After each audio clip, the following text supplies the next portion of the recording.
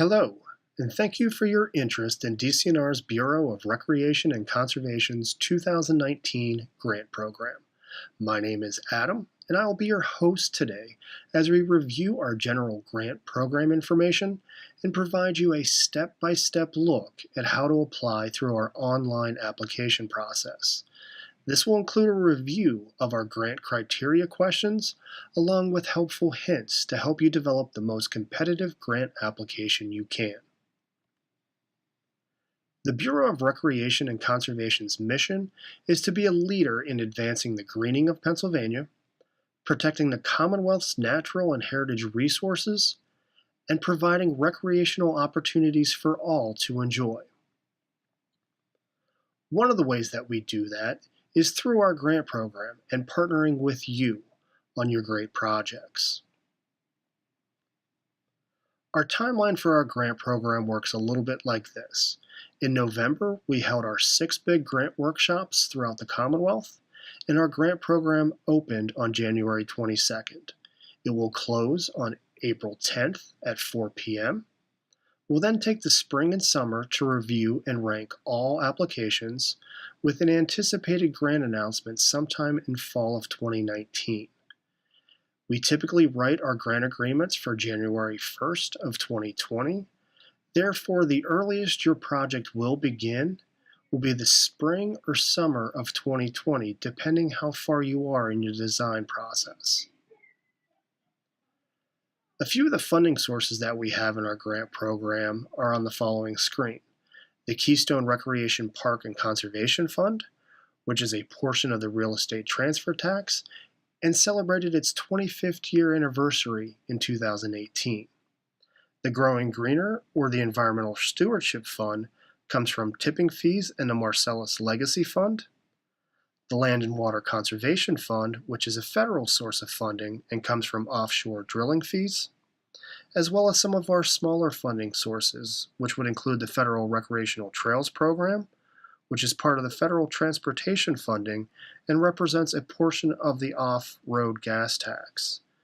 And we also have our snowmobile and our ATV restricted accounts, which comes from a portion of the ATV and snowmobile registration fees, respectively.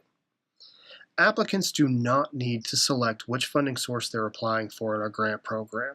We'll select the most appropriate source based on a number of factors in their application. We're just simply showing you the sources that are within our grant program. The 2019 grant priorities will look very similar to last year's and are firmly rooted in the Pennsylvania statewide comprehensive outdoor recreation plan. So the 2019 priorities will include, for community parks and recreation, planning and development projects that focus on accessibility, and the rehabilitation of existing parks. For land conservation and watershed protection, we're looking for projects that protect critical habitat, forested watersheds, and riparian corridors, or projects that create critical connections between public or conservation lands. For watershed restoration and rivers implementation, projects that enhance public access to Pennsylvania's waterways, or projects that improve Pennsylvania's watersheds, including the planting of riparian forested buffers. And for trails, priorities will look like projects that close priority gaps, as well as projects that rehabilitate or upgrade existing trails. Here you see the address to DCNR's homepage. The next couple slides will walk you through navigating and logging into our system. This year, we have incorporated a number of videos to walk you through our online application. Please note, these videos were recorded before our online system opened and may be slightly different from what you see when you log in. We are constantly improving the system based on user feedback. And one final note on web browsers. Our grant portal supports Internet Explorer, Chrome, and Firefox. Unfortunately, Apple Safari is not supported at this time. For those of you on Apple products, the simple solution is just to download one of the other browsers. Now that we're at DCNR's homepage, let's go ahead and log into our grant portal. The first thing you'll want to go ahead and do is click the Grants $ symbol in the middle gray ribbon on our homepage. This will take you to BRC's landing page. Here you'll find general information on our project types, links to our project types for specific information there in the green boxes, and additional information such as grant announcements, program policies, project management forms, and the like in the gray box on the right-hand side. But for this purpose, we're going to go ahead and click the link here that says Apply for a DCNR Grant Opportunity. And now you're here at our grant portal, so the first thing you're going to do is sign in. So up in a green ribbon up on top, right in the middle, you'll see the sign in button. Go ahead and click that. And now you're at our login screen. So if you're new to our grant program, you'll have to create a new account by clicking the link here. We ask you for some general information, your name, the company you're with, address and email address, and you'll select a username and password, which we will email you once you hit the register button. If you've applied to us before but you've forgotten your username and password, we have a link here to try to recover that for you. Go ahead and enter in your username or the email address associated with that account, and if we have that on file, we'll go ahead and email you the username and password. But if you actually remember your username and password from last year or years prior, go ahead and put that in now. So in this example, we'll go ahead and put your username here and enter in our password. And now we can hit the login button. So now that we're logged in, we'll go back up to that green ribbon up on top, up in the left-hand side, and we'll hit Grant Opportunities to see what's going to be open at this point in time. So the first thing you'll see that we ask you to do is before you start your application, please contact your regional advisor. By clicking on this link, you'll open up a PDF that gives you a map and the contact information of all the regional advisors across the state. Please contact a regional advisor of where your project is located and not necessarily where you live or where your office is located. Taking a closer look of our grant portal, you'll see all the different grant opportunities or project types are listed on the left. The next column shows the open dates for each. Most close or will be available until our deadline on April 10th, but a few are open year-round. We'll talk about the more info and get started buttons a little bit later in the presentation. And a brief description of each grant opportunity can be found on the right-hand side. So let's take a look at the different types of grant opportunities we fund. So we'll leave the grant portal here for a second. And the first we'll talk about is the Community Recreation and Conservation Planning. Planning assists applicants in creating a solid plan with strong public input to guide future investments. Plans help establish short and long-term goals for the recreation and conservation needs of your community, and it can help you prioritize projects. They can provide a roadmap for implementation and outline roles and responsibilities for both you and your partners. And they can also build public support for projects and establish buy-in for future budget requests. On the screen, you'll see a list of common types of plans that DCNR funds, including comprehensive recreation park and open space plans, master site development plans, feasibility studies, and land conservation and stewardship plans. The next project type we'll talk about is our land acquisition and conservation. DCNR can help acquire land for natural areas, open space, or critical habitat, typically referred to as a passive park, or for active parks, parks that include baseball fields, multi-purpose fields, and community parks. DCNR can help purchase land or rights-of-way either through fee simple purchase or through a perpetual easement. Moving on to our Trails Grant opportunity, DCNR will define a trail project to be a project with at least 75% of the total project cost being directly related to the trail or trail facilities, items such as trailheads, comfort stations, and signage.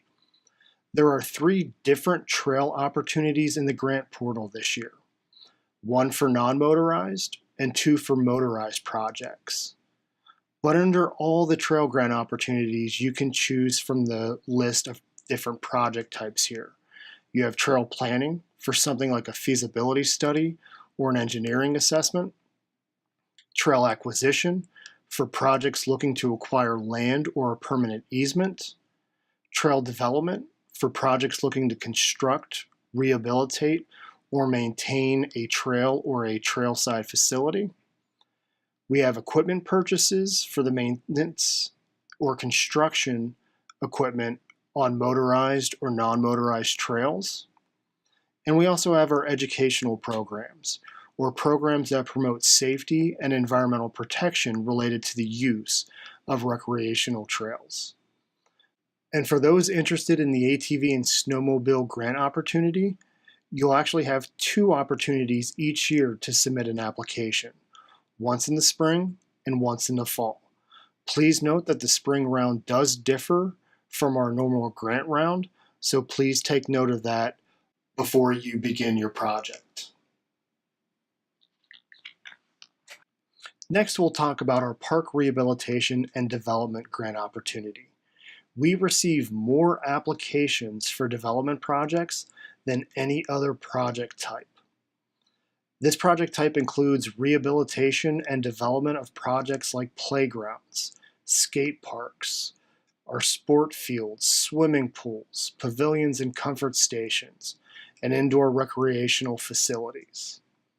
Please note that all development projects must have recreational value and create a complete and usable project at the end of it.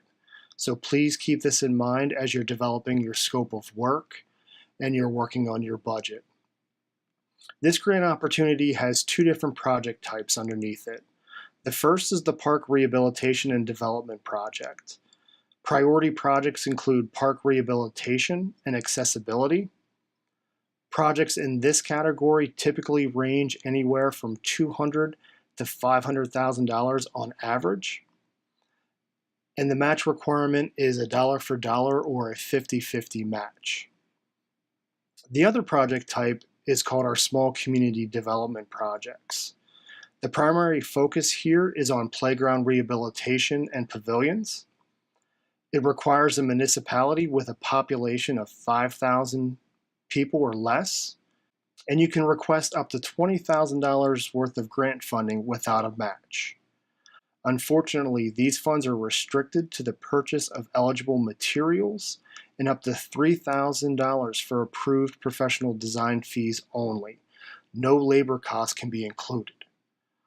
But in honesty, what can we fund with $20,000 these days? So this program gives you the opportunity to request up to an additional $20,000 in grant funding. Now, this additional fund will require a dollar for dollar match, but these additional funds can be used for labor. So to take full advantage of our small community program, your total project cost is going to be $60,000. Your maximum grant request to the department will be $40,000, and you'll have a match on hand of $20,000, either cash or a combination of cash and non-cash sources. The math here in the Small Communities program can get a little tricky, so please, if you plan to submit a Small Communities application, give your regional advisor a call and we can walk you through the process. The next grant opportunity we'd like to talk about is the state and regional partnerships. If you are interested in a partnership grant, a webinar will be held on Wednesday, February 27th from 10 a.m. to 11:30 a.m. to discuss how to submit a competitive partnerships application. The statewide and regional initiatives, which will be covered in depth in the webinar, help DCNR expand our ability to implement the recreation and conservation goals of communities through our 12 state designated heritage areas, our conservation landscapes, and other statewide organizations. But there are also 2 other local capacity building project types underneath our partnerships category. The first is our peer-to-peer study, which can be used to hire a consultant to address a community recreation issue, a trail issue, or develop an intermunicipal cooperative agreement to hire a full-time professional recreation or conservation professional. And the second is our Circuit Rider program, which is used after an intermunicipal cooperative agreement is signed to hire a full-time recreation or conservation professional to serve more than one municipality or county. So if you're interested in applying for a partnerships grant, please plan on attending the February 27th webinar. Our next grant opportunity is the Riparian Forested Buffers. The program was created to develop and install additional acreage of new forested buffers statewide. We can provide funding for the installation of either a conventional forested buffer or a multifunctional buffer, which is a 15-foot conventional buffer along a stream and contains additional footage of perennial crops like fruit, nut, or floral trees that can be harvested and sold as income generators. Please note the program is meant for buffers and related work only. If there are any additional items in the scope, such as recreational amenities or fishing access, you would apply as a rivers conservation project instead. A minimum buffer width is 15 feet, but we strongly encourage the establishment of the widest buffer possible. Applicants can apply to the Forested Buffers grants twice a year, once with our April deadline and the second round in the fall. Each round is funded by a different funding source, so reach out to your regional advisor to discuss which round is better for you. Eligible applicants, matching fund requirements, and minimum grant requests are just some of the differences between the different rounds. So let's talk about rivers conservation for a second. Important and priority projects are those that implement an existing rivers conservation plan. Projects like river conservation planning, stream bank stabilization projects, public access, and water trail enhancements. Municipal applicants are preferred but are not required. Nonprofits are encouraged to partner and develop applications with a municipal entity if possible. Projects that are not intended to be open to the general public, such as a stream bank improvement project, will require an agreement between the applicant and landowner to provide access to construct and maintain the improvements. Rivers conservation projects will use the appropriate grant opportunity to apply. So if you're going for a development project, you'll use the development grant opportunity. Or if you're coming in for a rivers conservation plan, you'll use the planning grant opportunity. So coming back into our grant portal now, let's take a look at the More Info button. Once you select the More Info button, a window will open up with helpful hints as you start to prepare your application. You'll have guidance documents like a ready-to-go checklist, sample timelines, grant instructions, frequently asked questions, all at your fingertips to peruse even before you start an application. But one of these we want to talk about a little bit more in depth now, which is the ready-to-go checklist. Each grant opportunity will have its own ready-to-go checklist of important items you'll need to complete your application. Please pay very close attention to anything that has an asterisk by it, because that is something that is going to be looked at for the ready-to-go points, which are worth 15 points in our application. But one thing that we want to stress this year more than any other year is making sure that your scope of work matches your site development drawing, and your scope of work and your site development drawing match your detailed budget. Everything that we find in one of these, we should be able to find in the other two. To illustrate this example, on this screen we have a site development drawing with a detailed budget and a scope of work. If we look at ADA access, we can find it in the scope of work, multiple line items within their budget showing their ADA accessibility budget items, and in their site development drawing, we can see it clearly labeled. Likewise, if we look at the required safety service for their playground, we can see the line item in their detailed budget. We can see it's listed in their scope of work, and it is clearly labeled within their site development drawing. This will not only help to ensure that all three of these items are containing the same information, they'll actually help you fill out some of our criteria questions in our application. So now that we've gone through the More Info button, the next thing we can do is to get started and to actually start our application.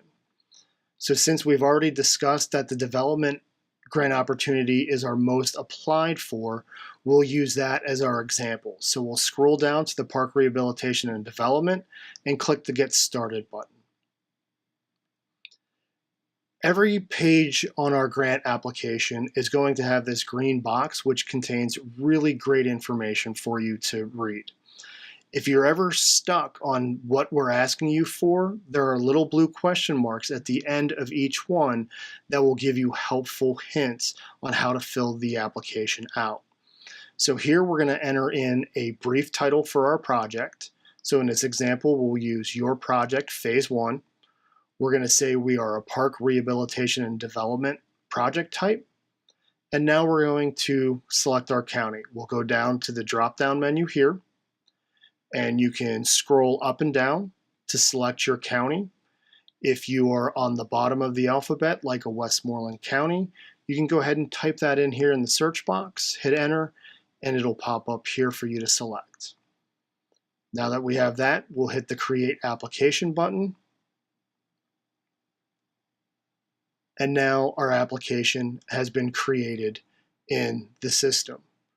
What you'll note here is that the title that you just filled in is now in that gray ribbon up at the top, as well as a web app ID. If you contact the regional advisor or anybody from DCNR, please refer to this web app ID number. It will help us locate your application much faster. Something that we brought back this year are our status indicator dots. So you'll see green says completed, red means not completed, blue is an optional, and gray means not applicable to your project. To start navigating our grant portal, you'll see on the left-hand side there are headings that break up like information into groups. So contact information, project details, project narratives. By clicking on the heading, you'll open a page that contains links to the sections with the status indicator dots to guide you through the process. You can also select any section under one of the headings and go directly to that section to fill that out as well. The advantage of selecting the heading is to view the status indicators to track your progress. Underneath the Operations heading, the applicant has the ability to print either a summary or a detailed version of their application, share their application with somebody who's already a known user to the system, delete their application, and then ultimately submit their application. This section will be cut off for most of the videos just so we can get as much on the screen as we can, but it will be there. So to start filling out our application, we're going to go ahead and start on the contact information. So we'll start by filling out the grant applicant section.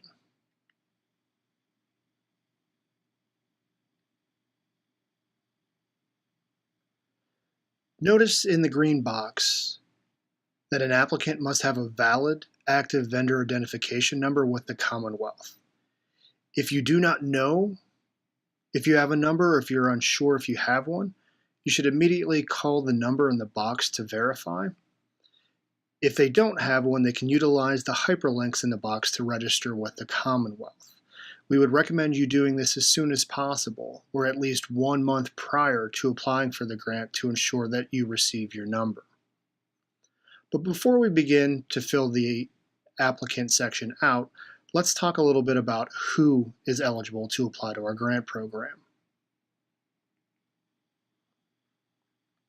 Eligible applicants to our program include municipalities, your townships, your boroughs, your counties, Next, we have our municipal agencies, or any official agency created by a municipal government underneath the laws of the Commonwealth.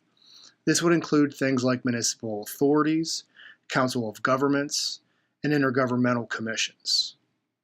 Next, we have our nonprofit organizations, or our appropriate and authorized organizations. These are nonprofits that are registered with the IRS as a 501c3 nonprofit, as well as with Pennsylvania's Department of State's Bureau of Charitable Organizations. Nonprofits must also share a similar mission as the program, as well as to be eligible to our grant program. Next, we have our pre-qualified land trusts, or nonprofit conservation and preservation organizations that have been in existence for at least 5 years and have been pre-approved by the department. And then lastly, we have for-profit businesses can be eligible in some cases. For-profits are only eligible for our Pennsylvania Recreational Trails Program, our snowmobile and ATV restricted accounts, and for some of our forested buffer program. For-profits must be established underneath Pennsylvania law or must be authorized to do business in Pennsylvania to be eligible. So going back to our grant portal, let's go ahead and fill out the grant applicant section now. If you're new to our grant program, you'll have to select New Applicant, and you'll search either by your federal identification number or the PA vendor number that we had already talked about. If you've applied to us before, the first place I would go is to the drop-down menu over here to see if you're listed. You may see one or you see many, depending on what type of user you are. But right now, we'll go ahead and say any town borough is who we're going to apply under, so we'll select them. And we'll come over and we'll hit the Save button. Once we save, we'll see all the information that the system has on that applicant. And we'll go back up and click the contact information header, and we'll see the status indicator go green to show us that we have completed that section.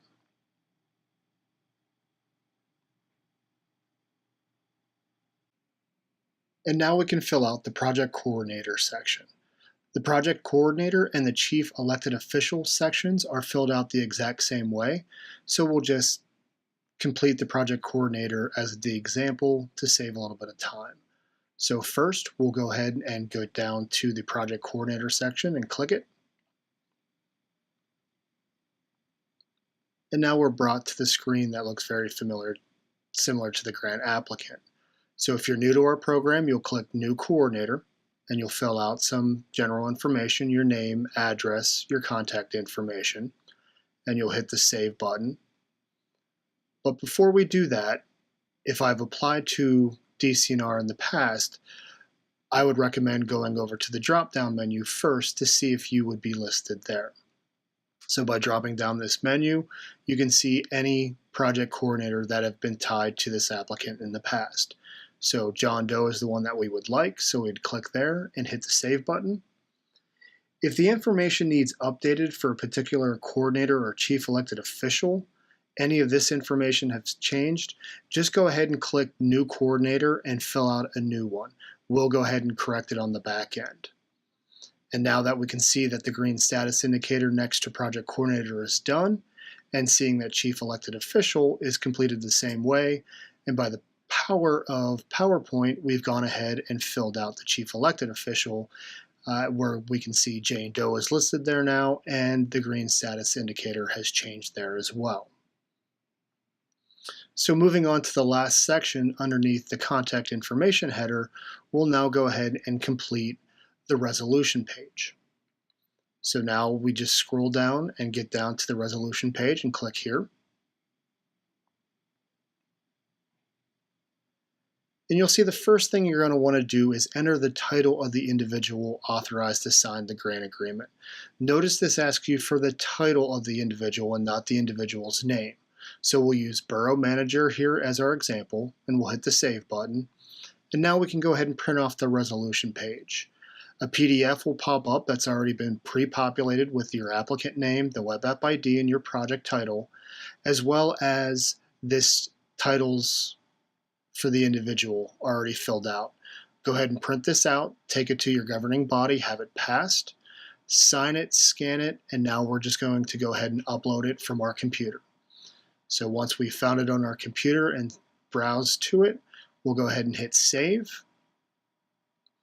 And now you'll see that it has uploaded to your application. We'll go back to the contact information header. And now we can see that every single section underneath this header has been completed by seeing the green status indicator dots. So moving on to our project details header, we'll go ahead and click that on the left-hand side, and we'll open up all the different sections underneath this header here. So the first one we'll do is our title and our description. So we'll go ahead and click that section. And the first thing you'll notice is that some information has already been pre-populated by answers that you have already given. So the first thing we'll want to do is enter a brief description. And we ask you please use this blue question mark to get examples of how we would like you to format your sample scope of work. Although the urge to provide a historical background is strong here, we simply want to know what you want to do with the grant funds and your matching funds. So now that we've entered a properly formatted scope, we'll go ahead and hit save. And we can go back to the header and see that we have now completed that section as well. So the next section is the preparation section, which is simply a little section that we have to see if you've attended a grant workshop before and to ensure that you have talked to a regional advisor about your project. So the first thing you'll want to do is say whether or not you've attended one of our workshops or not. If not, there is a recorded webinar. And then you'll want to go ahead from the drop-down menu here from the right, choose which regional advisor that you have talked to about your project.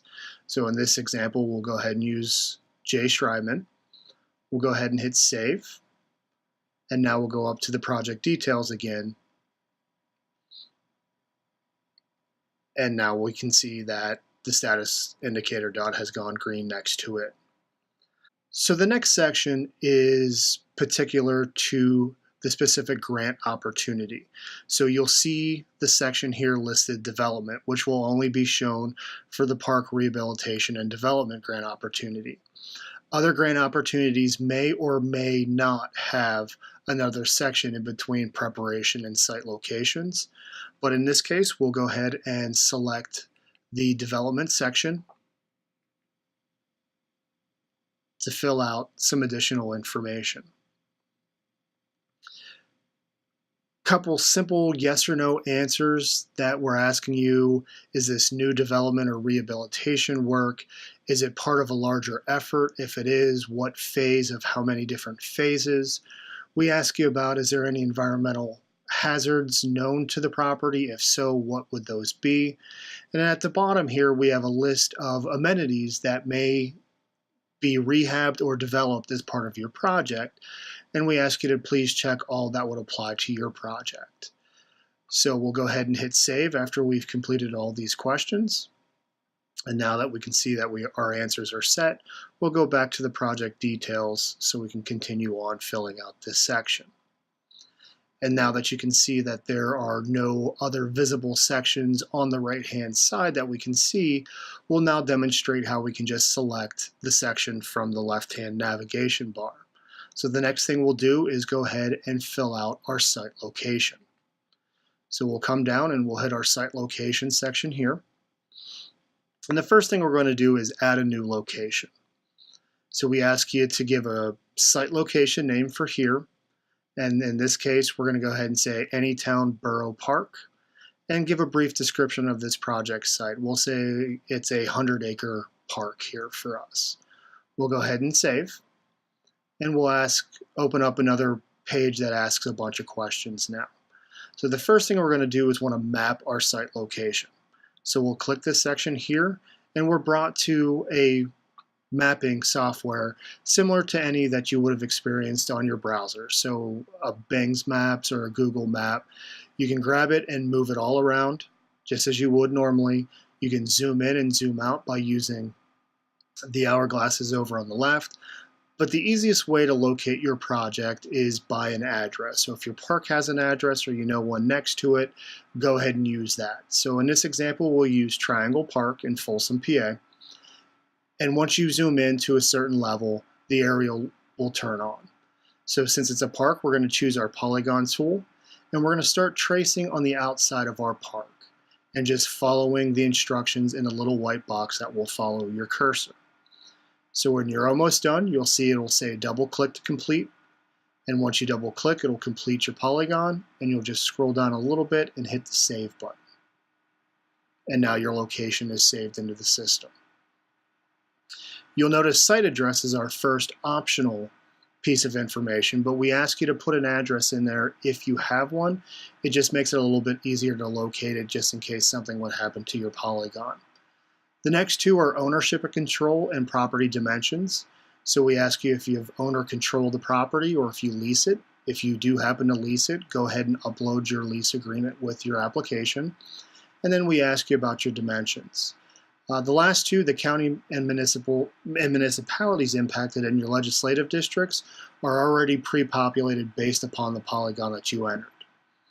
So we hit save there, and if that's your only location for your project, then we can just go ahead and go back to project details. But if you have a second or third location, you just follow the process exactly the same way.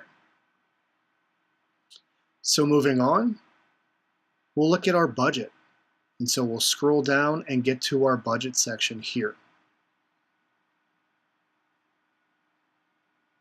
Again, the green boxes contain a lot of really good information for you as you go through this application. So here you'll see budget instructions. We'll give you sample budget and match sheets. And we'll also show you a budget template if you need to use one. If you scroll down on the left-hand side of our budget page, you'll see the total project cost and the requested grant amount. And on the right-hand side, you're going to see where all of your match sources will be listed.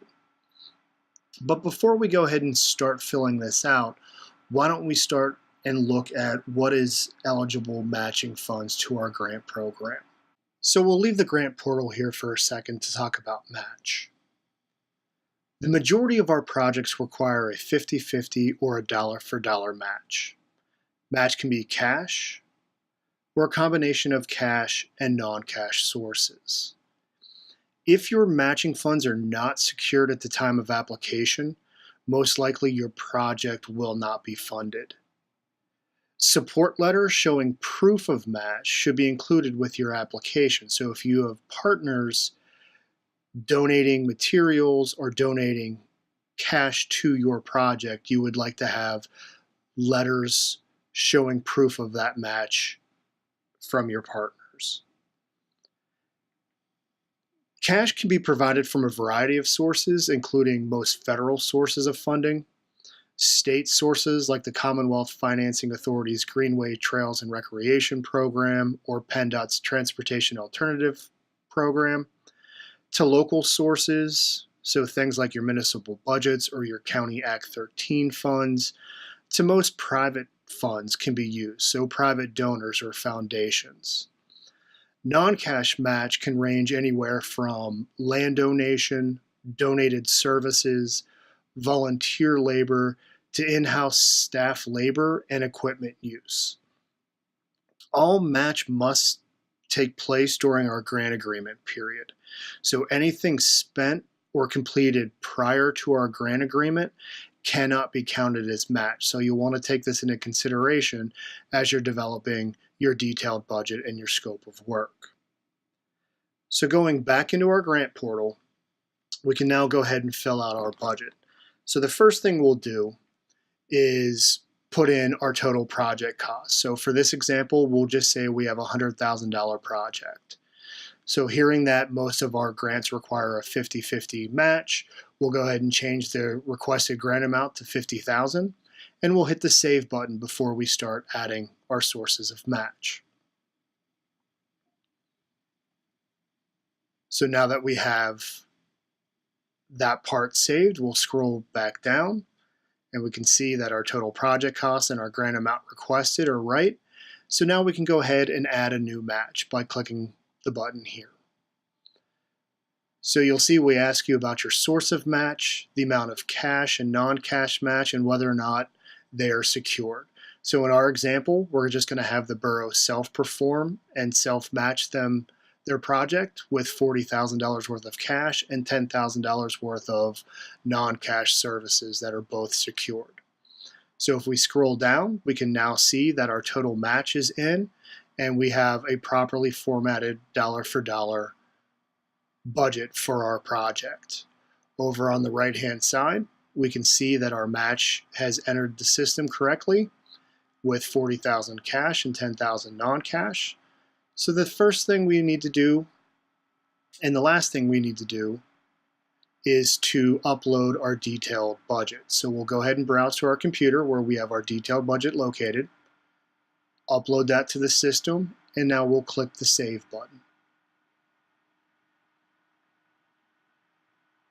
And now that our detailed budget has been uploaded into the application, our budget section is done and we can go back to the project details. So moving on, our next section is the Ag Land Policy section. So going down on the left-hand side, we'll click that section.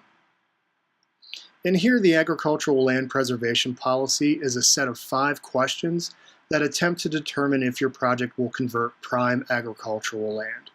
DCNR will not use funds to convert prime ag land to other uses when feasible alternatives are available. So these are just simple questions to ascertain whether or not your project will convert prime agricultural land. The next section to complete in our application is the PNDI receipt. So we'll scroll down on the left-hand side to the PNDI receipt section and click. And you'll be brought to a page that shows you the hyperlink for the Pennsylvania Conservation Explorer website. By clicking that hyperlink, you'll be taken directly to their website, and you'll see you'll have to have a username and password to log in and to run your project. This username and password is different than our grant portal, so you may have to create a new one to run your project. But let's leave the grant portal here for a second to talk about the PNDI receipt. Most applicants will be required to submit a PNDI receipt with their application. You won't be able to submit that application without one in our portal. There are a few exceptions though, mostly dealing with some of our larger landscape planning projects, such as a comprehensive recreation park and open space plan, feasibility studies, greenway and open space network plans, river conservation plans, and equipment purchases do not need one. The web-based PA Explorer tool can produce 2 different reports. The first is the Conservation Planning Report, which is free to everyone, but provides very basic information of the area. The second is the PNDI Environmental Review, which is much more robust with greater detail on potential impacts to species of special concern. For municipalities, the Environmental Review is free, but for everyone else there is a $40 fee. All applicants must submit a PNDI Environmental Review report. The Conservation Planning Report will not be accepted for this requirement. All PNDI environmental reviews are good for 2 years, and if you happen to have a potential impact listed on your report, you do not need to have it resolved at the time of your application. If you're awarded, you will need to have it resolved with the jurisdictional agency, but at the time of your application, you do not have to have it resolved. So moving back into our grant portal, once we have the environmental review printed off, signed, and scanned, the only thing left to do is now to browse to our computer to where we saved it and upload it into our application, just as we have done a few times now with our grant portal here. So there's the PNDI receipt on our computer. We'll now go ahead and hit the Save button. And as soon as it saves, you'll see that it has uploaded into our grant portal. And now we can go ahead and hit the project details header to get back. And so the last section underneath the project details heading is Documents. So as we move down to the Documents section and click, here's where we're going to find all the required and optional documents that you can upload to your application. The required documents can and may change based upon the grant opportunity that you have, but the way that you upload them will not. So the first thing we need to do is choose the file type to let the system know what we're actually uploading. So in this case, we're going to go ahead and upload a site development drawing, which is what we just told it as a file type. And now we've browsed to the computer to where we have our site development drawing saved. So once we've connected that and hit the Save button, we'll now upload our site development drawing, and you can see the green status indicator has gone green next to site development drawing. So again, we'll choose our file type, which is our next required document, which is the project site location map. We'll browse to the location on our computer where we have it saved. And now we'll scroll down to where the Save button is, and we'll hit the Save button to upload it into our grant portal.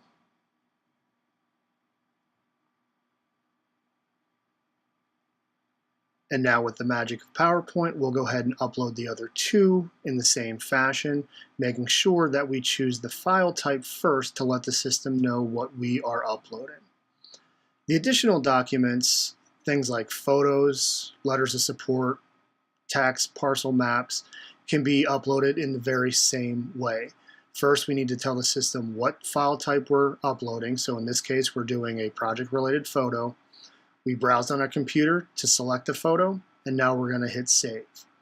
Depending on what size your picture is, this could take a few seconds to a few minutes, so please bear with the system. But you'll notice that the status indicator dot did not go green on an optional. It'll always stay blue. So now that we've completed our documents, we've gone back to the project details header, and now we'll go through all the different sections to make sure all the status indicator dots have turned green. This is probably a really good opportunity to show you a tool that you could use. Instead of going to every header to make sure that these have turned green, we can actually use the Verify Application tool down underneath the grant submission, and we can click that to see our progress in our application. So you can see contact information and project details are both green with nothing listed underneath them, but we still have some work underneath project narratives and grant submission to do. So we can click the criteria section right from that list and get right to our grant criteria questions. So depending on what browser you are using, you can do a few different things in different browsers. In most, you'll be able to expand these boxes. So if you're cutting and pasting your answers from a word processing program, that you can expand it so you can read it all in one lump sum instead of having to use the little scroll wheels in between. If you plan to do any type of formatting in your answers, bolding anything or bullets, please test the browser that you're using first, because some browsers will allow limited editing capabilities and some won't. So you definitely want to try it before you rely on it from your word processing document. So our first question is to briefly describe your project needs, benefits, and urgencies, and how they'll be addressed through your proposed scope of work.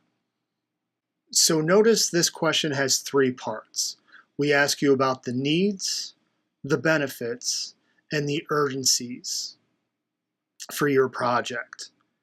So whether you like to write in paragraph form or concise detailed bullets, all answers for number one should have these three headings addressed. So if I'm answering this question, I'm definitely going to have needs, benefits, and urgencies called out in my answer to question number one. So for needs, we want you to describe why is your project needed for your community. How was the project identified? Did you have a public process? Was there an in-depth planning effort to identify this as your top need for your community? Likewise, for benefits, describe how your project will benefit your community or the organizations that it's meant to serve. What will be the outcome when your project is completed? And then finally, under urgencies, we would like you to explain in detail any urgencies that are facing your project, such as a potential safety hazard, and you may have had to rip out your only playground in your community. If you're acquiring a piece of property, is there a threat of development? Is it on the open market right now? And then is there any opportunities to leverage other funding? And in particular, is there any opportunity to lose funding if your project is not selected in this given round? So moving on to our second question, this question asks you to describe the green and sustainable management practices that have been incorporated or will be incorporated into your project. This question reinforces that the department is a strong proponent of green and sustainable best management practices for all of our funded projects. The Green Communities Park page on our website has a lot of great resources available, such as our interactive sustainable park design model, as well as plenty of top 10 lists to consider for your project. These resources can help you identify appropriate green and sustainable best management practices that you may want to incorporate into your project. Please note that upon award, it is expected that all green and sustainable practices identified in your application will be incorporated into your project. So please select practices that are appropriate both for your site and your project. If you have recently installed or implemented green and sustainable practices at your park, trail, or project site, we'll want to hear about those as well.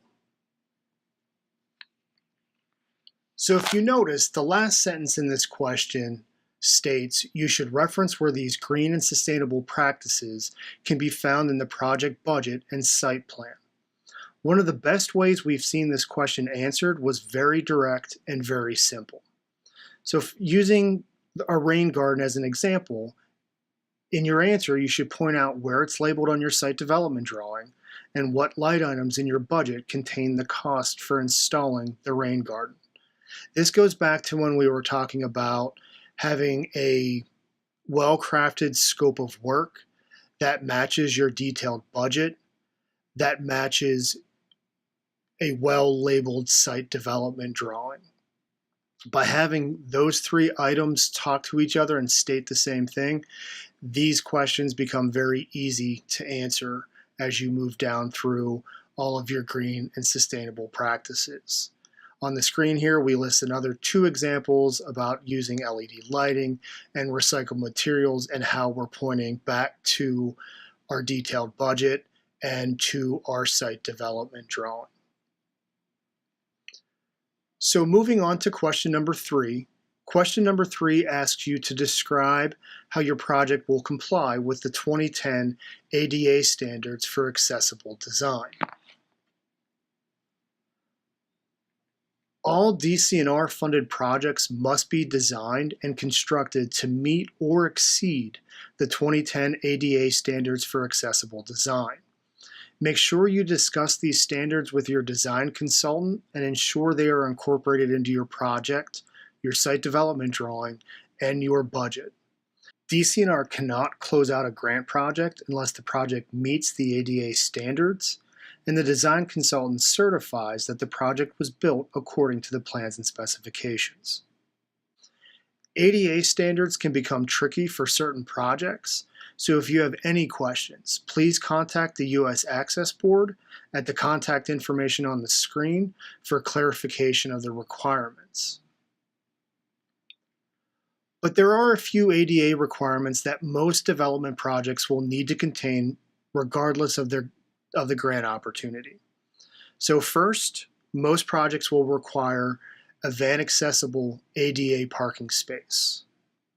This parking space will need to be connected through ADA accessible pathways to all developed areas funded by DCNR, and then any other ADA requirement for your particular project. In this case, you can see that there are ADA accessible picnic tables underneath the pavilion, as well as an ADA safety surface being proposed underneath the playground.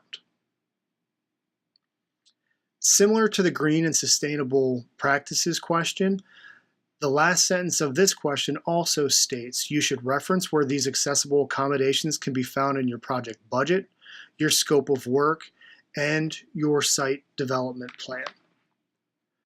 So for example, if you have to put in an ADA parking space for your project, we're listing that here and we're showing where it can be found on our site development drawing and where it can be found and on what line items in our detailed budget. Similarly, we've added the ADA accessible pathways and an ADA accessible playground example here to see how we would answer this question. So moving on to question number 4. Question number 4 asks you to describe in detail how the public has been or will be engaged in your project. The department is a strong proponent of public involvement in all funded projects, either in the planning, design, implementation, long-term maintenance, and or the stewardship of that project. So we want you to describe how you have or will involve the public in a meaningful way into your project. The key word here is meaningful. We want to see the public being involved in the project instead of just being informed about it. So some examples of a meaningful public process could be before your project starts, you'll have a formal planning process or an extensive outreach campaign. You may do a design charrette or do some community surveys to find out what your community and your citizens need. During a project, you can have community build days that get the public involved in constructing your project. Or even after the project is completed, you may have some community gardening clubs who want to help beautify and keep your landscaping fresh, or help you maintain the improvements through certain community organizations. If you have any examples of any surveys or planning process or an outreach campaign that you've done, please upload those as an optional document so we can see what you have done to involve the public. So question 5 asks you to explain how your project implements the Pennsylvania Outdoor Recreation Plan. This is probably the question that people struggle with the most on how to answer. The first thing you will want to do is to read and become familiar with the executive summary, especially the plan implementation matrix. The plan is broken down into priority areas, recommendations, and action steps. The 5 priority areas are in the dark green box at the top. The 20 recommendations will be numbered and highlighted in the light green box. And the 83 action steps are in yellow beneath each recommendation. We ask you to provide a detailed description as to how your project will address no more than 3 action steps identified in the plan. So these are the items that are in yellow beneath each recommendation. So the best format we've seen for this question would be to call out the priority, recommendation, and the action step you're addressing first. Then provide a detailed explanation on how your project will address the action step. So as an example, we show an applicant addressing the action step dealing with reducing barriers at a local park by listing how their project will address any ADA deficiencies in their park. But you see we've listed the priority, which is the local park and recreation. We've listed recommendation number 1 and the action step, and then put a paragraph underneath it on how our project specifically addresses this action step. Likewise, if you're filling out a trail project, we've listed a priority, a recommendation, and an action step that deals with completing Pennsylvania's 5-year strategic plan, and then addressing through a paragraph of how our project will be implementing that specific action plan. So remember, we're asking you to address no more than 3 action steps in your application. And then the final question asks you to describe your strategy to operate and maintain your project. This question will change depending on your grant opportunity, but all address maintenance or long-term sustainability of funded projects in one way or another. Since we're using a development project as our example, we'll ask you about your operation and maintenance strategy for your project. So items to address under this question would include who will maintain it? Do you have staff or a committed partner who will help you maintain this project? If you have staff, let us know how many are full-time, how many are part-time. Where will the funds come from to maintain this project? Do you have a line item in your budget? If you do, great. How much is that line item? Do you have an endowment that can help you maintain your park system? What tasks need to be performed to maintain the project? And this could include the development of a schedule of tasks to be completed, each week, month, quarter, or a year, depending on what type of a project is. We also ask you if you have a written operations and maintenance plan for your project. If you do, go ahead and click yes and upload that plan so we can take a look at it. If you don't, you probably have plenty of time to develop one and to think through how you will maintain this project once it is constructed. So once you're done filling out your 6 criteria questions here, you'll go ahead and hit the Save button, and you'll have answers for all of these. And now we can go ahead and click the project narratives header to get back to the section where we can see the indicator dots. And now we can see the indicator dot next to criteria questions is green. So let's go ahead and select Project Plans section. We ask you to identify up to 3 relevant plans that are pertinent to your project. Select plans that specifically call out your project as an early implementation or a high priority project. As you'll see in the green box, you can reference pretty much any type of plan. Plans like a county greenway plan or a rivers conservation plan, feasibility studies or master site development plans, or any other type of plan that would have your project listed as an implementable project. Things we ask you for are the title of the plan, the date of the plan, relevant page numbers, and a brief description of how your project advances that plan. We also ask you to upload the relevant page numbers. Please don't upload the whole plan, but just the page numbers that contain your project. So once we have one plan here, we'll hit the Save button, and now we can go ahead and add a new plan. And as we said, up to 3 plans for your project. And now the last section that we have here under the Project Narratives heading is our Project Partners section, which is going to be filled out fairly similar to the Project Plans section. So once you click the section here, you'll be able to see in the green box that we have a few different types of partners. We have financial partners who are providing you a donation of cash, materials, or in-kind services. We have technical assistance partners, and then we just have a general partners that will directly benefit from your project. So to go ahead and add a partner, go ahead and click the Add New Partner button. And the information we ask you to provide is the partner organization, what type of partner are they? They can be more than one. And then why is this partner important to your project? And then we ask you to upload any support or commitment letter from this partner for your project. We'll go ahead and hit Save. And if we have another partner to add, we'll go ahead and click the Add New Partner button for as many partners as we have. And then we go back to the project narratives. So here's probably another great opportunity to go down to the Verify Application tool that we have. And so underneath Grant Submission, we can see Verify Application, and we'll see what is left to complete in our application. So we see contact information, project details, and project narratives is all done.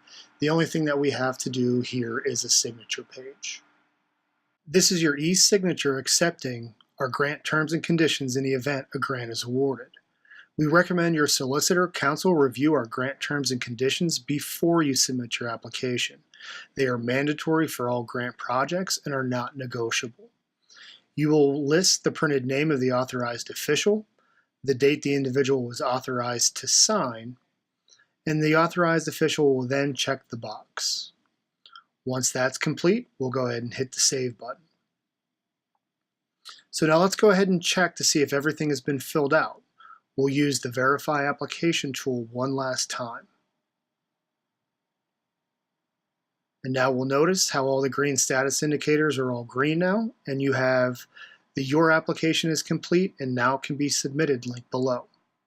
So we can go ahead and submit our application by clicking that link.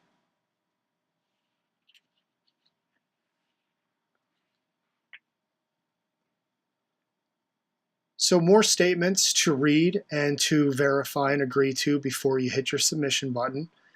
Things that the applicant is not delinquent in payment of any Commonwealth obligation, that no grant funds or costs related to fundraising and or lobbying government officials for the benefit of the organization are included in the budget. The applicant will obtain the PNDI receipt and agree to all the agency comments. If you agree to all these statements, go ahead and click the button right beside Submit this application and hit the Submit button. And congratulations, your application has now been submitted to DCNR. You'll get a confirmation screen letting you know it's been submitted, as well as an email certification of confirmation. This email will contain a survey to tell us about your experience using our grant portal.